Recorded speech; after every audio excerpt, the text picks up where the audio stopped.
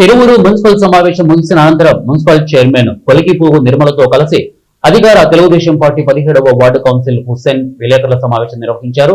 ఆయన మాట్లాడుతూ మున్సిపల్ సమావేశంలో ప్రతిపక్ష వైసీపీ పార్టీ సభ్యులు వ్యవహరించిన తీరు అసహ్యంగా ఉందన్నారు.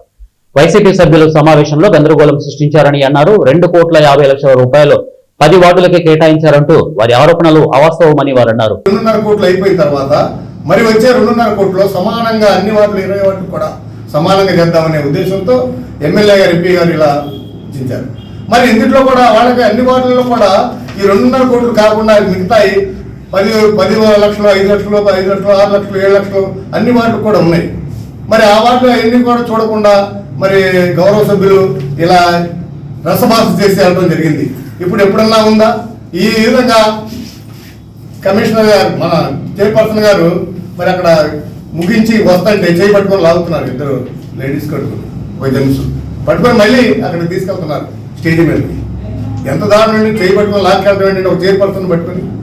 మా వాళ్ళు వెళ్ళారు, చెప్పేసి బయటకు వెళ్ళిపోయారు. బయటకు వెళ్ళిపోయి 10 నిమిషాలకి మళ్ళీ వచ్చి మళ్ళీ చదవండి అంటారు. మళ్ళీ ఎందుకు చదువుతారండి? ముగించాక సభ ముగించాక ఎప్పుడన్నా మళ్ళీ చదువుతారండి? ఇది ఎక్కడన్నా చట్టంలో ఉందా? మరి ఒక ఇది మేము ముగ్గురు ఉండగా మీరు చెవులు మాత్రమే వినాలి, మీ నోరు కదపకూడదు, ఇష్టమైతే ఉండండి లేకపోతే